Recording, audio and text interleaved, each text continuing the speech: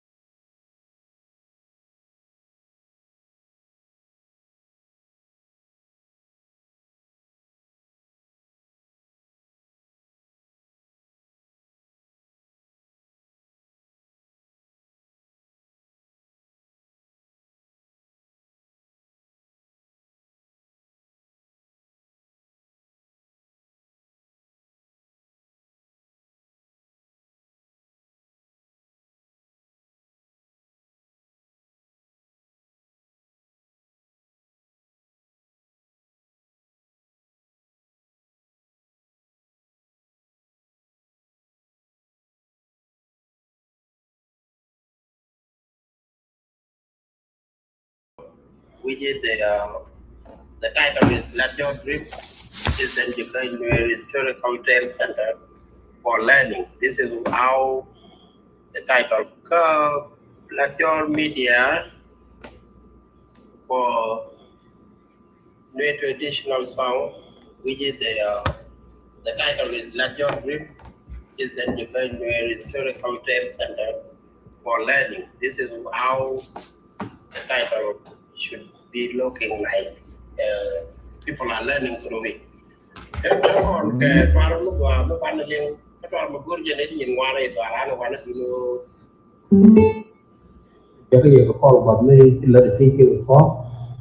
dân quan đàn khen cái quan đồn đúng hiện nay cho con bị liền đòn chán ấy vừa lao qua dân ban loa cái loạn chủ gần chủ cái loa và tòa của bà là đây giờ còn cái hiện cái liền dân vào ngay luôn cái đúng cái tòa nó bay bay tòa nó đi cái gol cái quen cái luôn gót được coi chân là bên cái nó làm cái mới như này sẽ làm cái tàu đi long và cái này út bây giờ làm cái người trộn vào cái điều giờ quay qua cái trộn vào đó đó đây là trộn cái thuộc 1950 này but the 60 cái trộn month 70 month 80 so điều giờ bây giờ bây giờ cái 96 cái 97 cái 98 1998 nhìn có được con bài ngoặc lớn thì có thế thì ban này nó bằng tính ban này liền có đây rồi dân bà chơi cái gặp ngô để làm nhà liền như nó bia liền cái qua một kia liền có mà lại cho nó quay cái cà phê cái điện kia cái ai điều cái điện luôn kia mò là bây giờ đi bữa cái được có dân chè ro để dầm có là có thể ba mặt qua kẻ bữa chỗ kia về cái trọt đến có con đây rồi bữa có lời quy thì có con qua bên đây bây giờ thì luôn chạy chạy anh ấy giờ ban này ban đi có ban đò nó ban loa nó cái loa chủ cái chủ rồi con này liền rồi có riêng này long riêng ra đò ran đi trong rồi nó đi trong này ra đi ra là trong cái loại gì để trong không cái rồi cái này cái này có gì vậy thì nhàn tôi nghe nó làm rất là có tôi rất gì cái này thì cái gì tôi ra nó qua cái trang cái là trang rồi tôi cái tôi cái nhà là có rồi ta về cái là ta đưa cái nhà nó giả tôi là mà rồi cái nhà là cái nhà có nó quý cho tôi cái nó cái đàn này rồi cái tôi bây giờ rồi cái mà thì bây giờ cái tiền nó ta còn tôi phải trong mỗi cái nó chơi cái ông chơi nó bán tôi à bây giờ tôi cái cha nó lại cái à cha này con nhà có bố mà lấy cái đồ nhà cho nó quay vào chất thì để quên nó gắn cho nó mua cái chất mà cái đi mua cái điểm cho cái nhiều mấy cái gì cho bố cảm giác nó bị tốt cho điểm tôi ta thấy như nó phải chơi cho nó bé cái chờ rồi của nó thôi là đồ nhà là mai giờ chắc anh trong khi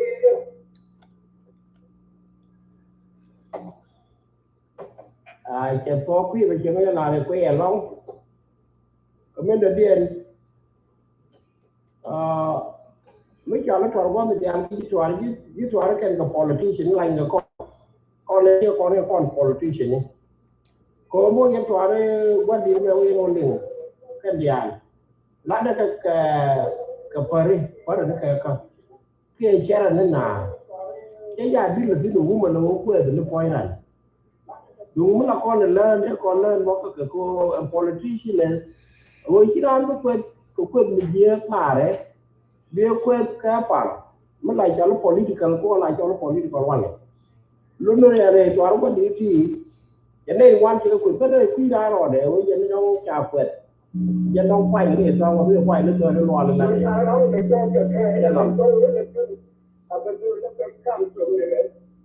cái mũi tôm lo nó qua một mai về tao đi nhà nó đang trong nhà về làm ngay bây giờ cả tụi nó người chụp nó bài phim nó bị phẳng tôi nói là đồ làm ngay nhá tôi đi tôiอยู่กูนี่tôi nói nó cần tôi để rằng là thằng gì nó vào những cái bên cạnh cái điều mình là chỉ là ngoài nữa mình làm để cho tôi thấy nó lại là tôi lấy rằng là tôi lấy rằng nó là đó cái tôi làm là ba cái những cái lấy tôi lấy được mà tao cái ăn tôi lấy là tao lấy là tôi chẳng ngon rồi nào rồi cái chất cái gì đấy được chân nó khuyên là trên cầm nó ngon để cái gì mà lần dặn một cái người ta nói cái mấy con cái mấy cái là chưa ai cho cái gì mà chắc tôi như là tôi những nhóm cái đi ra đây cái là chú tôi nhưng mà đồ ăn là chân cho là ta con một đồ việc lúc đó nghe rằng hay là phải nên lúc mà chú người dân tâm để gặp cô lúc cả nhầm đã chia ra đem luôn qua một chỗ một cái ta là chú cho lên chịu tôi cho là những cái là mình nhắm cho là giảm sinh với chút còn nó còn lắng ra cái chết thì nhớ cho nó rồi và chúng nó để mấy con mình nhắm lên lần là đó là mình khỏe không có ai ở trong nó là cái chứ anh nói mình sẽ đi cho đi lại là ngày bên mình sẽ đi cho cái thôi đi chờ cho mình cho anh cho cái bây giờ ta được chứ bà cho tôi về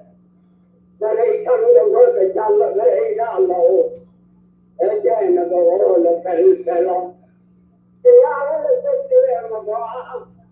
người nghe cho nó vui là mình cho đi kịp là liệu tiền trốn mà người ta dùng cái đơn năng có cái là mấy cầm là bạn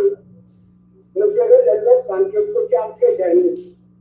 ở đó đi là tiền cái tiền nhà chúng tôi là mình mua cái trang cái chơi cái chơi mà thôi nó là tốt quá quá và cái phải điều qua thìยังnó thôi cái gì làยังgiàu hơn bây giờ nó cái như giờ qua thì nó cái cho cái là cái chúng để làm cái này mà chúng ta cứ cầm in về lấy ra chút để làm chút rồi là bây giờ người ta chỉ cần nhớ lo rằng hai ngày ra nó đang nó về cha để chung chỗ chẳng hết cái này ngày ra có đi ra là những người này nó ra giờ cho ngày ra những người nam dân nào nó có bây giờ chuyện này là nào không bây giờ nào bây giờ mình nó đã cái đâu mà mình nắm đâu rồi qua thì cái con này đâu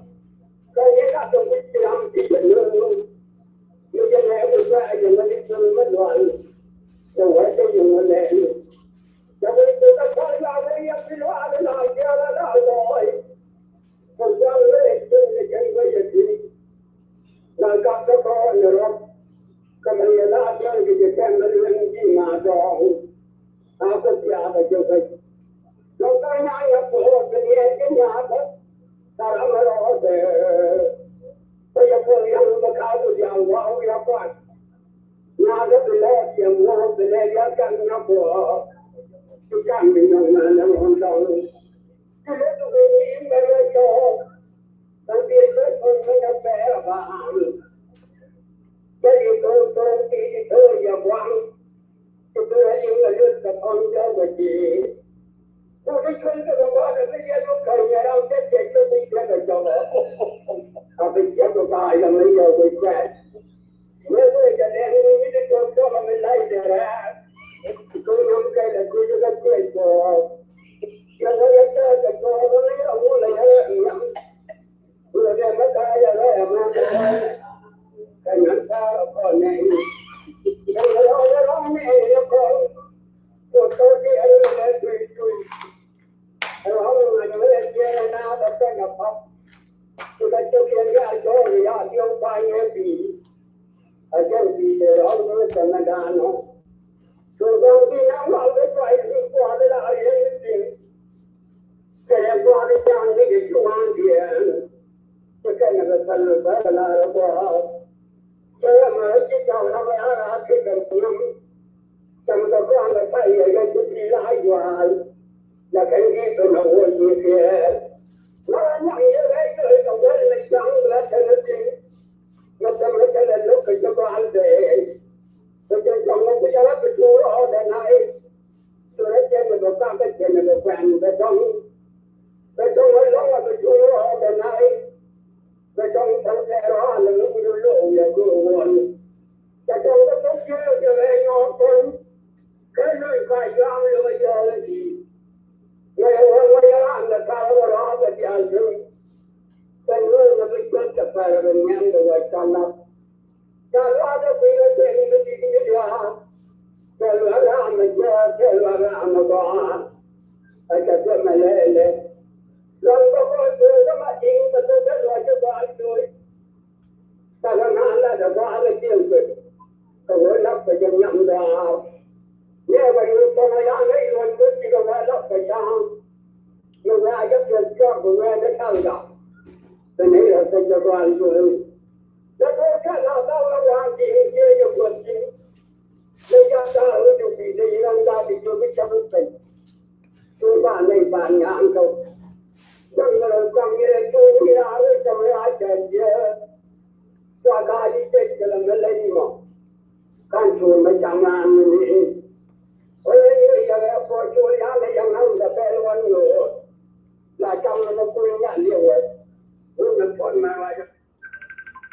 người vợ là thành bữa nay trong mà nó nhà cái này cũng nó phải sao là liệu bữa nay có nó nhà cái chỗ cái này cũng nó phải cho là giờ liệu mà cái này giờ này có cái này phải không anh nói chưa cái cũng cho tôi đây nó ra cái thì anh phải làm cái gì cho nên cái giờ cho bên tôi chỉ thứ cái năm cái cả thằng kia là nó mà để hoàn thiện cái thuật toán của cái này là cái là cái làm cái làm nó vậy đấy cái đó cái này là cái mà nó đây cái phải vào cái làm đó đây rồi là cô mà nó chơi cái là của quá cho dân dễ chung cho nó chân nó cho hạn chỉ bằng các bạn nông cho nó thật cảnh cho tôi người luôn cho cái nó cho mình làm hai cái gì cái làm hai cái gì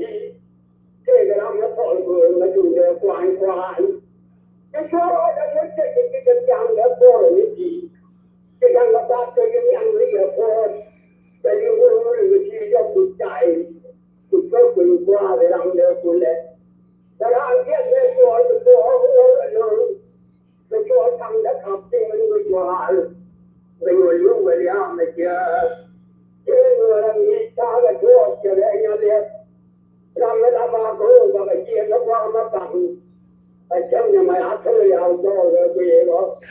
ไม่ก็จะคิดจะเลยถึงเจ้าไม่จะแบบบางทีเราเคยจะได้จบปอยจะตัวยาวที่ร้านทุกคำเลยtôi tôi chơi ao đi quăng đào cái gì đấy đào mà chơi với ao cũng là ra nó nó phải cần tôi này tôi ăn tiền nhưng mà chơi về cho tôi ăn cho nó ăn cái nó đều tôi lấy rồi cho lại cho nó ăn được lại cho mà bây giờ tôi cũng cho là tiền mới gì vào các nó lại giờ cho tiền cho nên ông giờ ấy chịu tôi có lao được cái này còn quen tôi đi làm cái trong nhà tôi mới rồi ở trong nhà nằm là chuyện cho nó tôi tôi nó chân nghe quanh tôi cô ra đường lấy ra đời dùng nó cái chắc tôi rồi chắc là tôi dân quê nó nhà dây có làm cái này tu cho nên là loài con mà khi nó lại dùng quýt là tiền như là để thì mang cái tưởng kia là cái đó cả thì phương chứ mang để quýt cho tôi chẳng hạn cho mấy chiếc này chạy là nó cho nó đẹp đẹp tôi là vấn đề chiếc này hôm nay nó bây ra cái chiếc đó nó là ngu nè có con trâu nó còn nhang nó còn nằm nó chui ra nó khai lấy cô là chú bốn gì đấy chứ rồi chú quên gọi nè cái chiếc này anh mất cầu ngon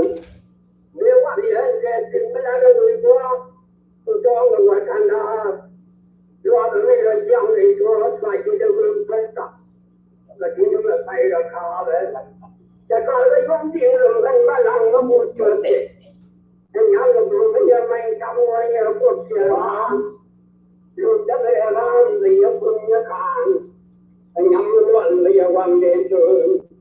เลยรู้ได้ยังไงฉันจะไปอยู่เพื่อนไปกันไม่ได้ยาเสียเสียจับเสียจะระยะตายตายอย่างนี้ยังไม่รู้แล้วเลยสิ่งนี้มันยังไม่ได้ดูไปแล้วก็แค่ลองเว้นแค่ลองในร่างจริงอย่างเดียวแค่ไม่ร่างเดียวหลบยาไม่อยู่คนละแต่จะทำยาวงั้นก็คนละบางไม่พลังจะเดินแบบยาวหรือก็ยาวคุณละยายเย็นให้อาจจะตะกับอยู่ว่าก็เรื่องพูดกันตัวเราก็ตายก็ว่าเขาแต่เป็นยิ่งเป็นส่วนเล็กๆจะได้นั่งก็ได้จ้าไปหาเสียตัวมันติดปุ๊บเดี๋ยวก็บอกก็ไม่ใช่จะดูเรื่องนั้นนะแต่ว่าจะตัวเรื่องไปก็ต้องไล่เกี่ยคำจีไอ้แก่เนี่ยเป็นตัวอะไรงานเลยตัวตุกเตะรอเดี๋ยวตุกเตะเรื่องก็จะเปลี่ยนแต่คนนั่นจะมุดเข้าเปลี่ยนจะลอยอยู่เรื่องนี้ก็จอยว่าจะรอเรื่องนู้นนักจะร้านเวลาเรื่องจะยังไม่ถูกไปเยอะการเมืองยังมองจะเวทีพูดอย่าเป็นนักกีฬาแต่ยังเรียกว่าดีจะยาบางจะถูกเรื่องจะตั้งรู้นึกว่าเป็นวิธีจะมาดีตั้งมาดีพิจารณาเกิดไปว่าเป็นนักข่าวหุ่นฟังแต่เมื่อมันดูได้จะได้รู้ทางยังกล้าฟังมันมาจะได้จิตเราพระดูมันมาอยู่ดียังไม่คิดแล้วถ้าเราไม่ทำจะมาจะได้เชื่อใจก็มันน่าคุณไม่ดีรู้แล้วตามแต่จะป่วยจะได้อันนี้จะเกิดอะไรมาตั้งที่เราลองตัวมาเยอะแค่นี้จะเชื่อเราได้จะได้เลยเป็นเกี่ยวกับคุณเรียนต่อทำงานเกี่ยวกับทำงานเกี่ยวกับทำงานคนนี้อาจจะเราได้การเชื่อมันเป็นต้องมีเกี่ยวกับอะไรยอมอย่างนี้อาจจะเราไปเป็นไอ้แค่เราจะจำเราจำเรื่องย่อเยอะก็ไม่ได้จะมาดันไปเรื่องแล้วจะให้จึงไอ้เจนจึงว่าแกจ่าหรอกแล้วก็จะมาดูเล่นเราเพื่อนคนละทบจ่าก็ยังชอบเรื่องเดิมวันเราแย่ก็ตัวมันนำตัวมาเจนไปเจอจ่าบอกเรื่องมันเตียงเองมันน่าตอนเขาว่าเลี้ยงปู่เขาเลยก็ยังว่าเลยเลี้ยงแบบนั้นน่าจับไปจะกันอยู่เลยแล้วจัดกับพ่อแม่ยังจะอยู่คนนั้นนะครับไปไอ้เจ้าพี่ไอ้เจ้าก็ที่ได้จับแต่ละการตัวเล็กตัวนึงมาตัวจอมันก็จะแต่วันต้องยอมละกันอยู่เงี้ยแต่เราจะชูยาวมาเลยก็เลยยาวเนี่ยอย่างนี้ตัวเดียวมันจะได้ที่เยอะอะไรวะแค่แล้วก็จะเที่ยงยาวเลยที่กันมาใหญ่สมบูรณ์จะว่าตัวละพาก็เลยเยอะกันละพาจะพูดยังไงฟังเลยเยอะเลยจะดูอะไรก็น่าเป็นละเว้นละบ้างมั้งจะคุยกันแล้วยังไม่พอยังยาวเลยแล้วว่าจะแม่ดูน่าเป็นยี่เรื่องใครใครก็มีตัวเป็นกองแล้วใครก็เลยมาดีน่าทุกคำว่าเนี่ยเราไม่ได้ยังนี่ที่เราทำเลยมันจะเริ่มจะแน่สิ่งที่จะรู้แถวจะไม่กวนแต่อย่าต้องโง่รู้ตัวเราแล้วมาดีนี่ดาวมาดีก็ยังมาดีกันรอจะได้รู้จะดูผู้เล่งานนี้จะได้เราไม่จะตายจิตเราไม่ต้องมาแต่ไอ้คนไอ้เพื่อนกันคนก็เล็กจะได้ตัวคนเพื่อนกันแต่ไอ้คนที่น่าตัวประมาณที่นี่ไอ้คนแล้วที่จะได้ตาผู้เลี้ยงคนที่เราเนี่ยมีตัวปีนั้นต่อเลี้ยงว่ากี่คนคนจะร้องมาได้ในวันเลยคนก็จะได้แต่ความที่เราความเราเลี้ยงหวานงานเราจังเลยยังชอบปล่อยกันร้อยพันปี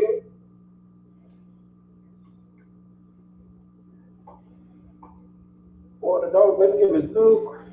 ที่เป็นตัวก็ต้องการเรียนได้ว่าปีว่าหัวขยันพิวัตรที่เราเรียนมาประเด็นก็ไม่ต้องทำอะไรดังในช่วงหัวมันก็แยกกันหน่อยปรับตัว and the things are my God. Okay, para matar mai la da wa do chi kwa ti kwa ku pi pu lwan jen na pe pa pu lwan mo ka ka pu lwan ma ya ku pi ne ne jen political song para ka to me chen pe ni ka lo de me je ga ko na ka cha ga ni ko de na a jen wan ni no mo do ki la dan je to ka pu lwan ju ko ku ne ni gur pu lwan do mo you know pi bây giờ cái này nó tại but here today now bây giờ cái today ngài kudong tot ko jara me dan for dig for kan ni jere ne ane ga do ko ma la nut kel ay ye ma ngi ne bo re bo ut ni to pa wi do ko mal kan bom ko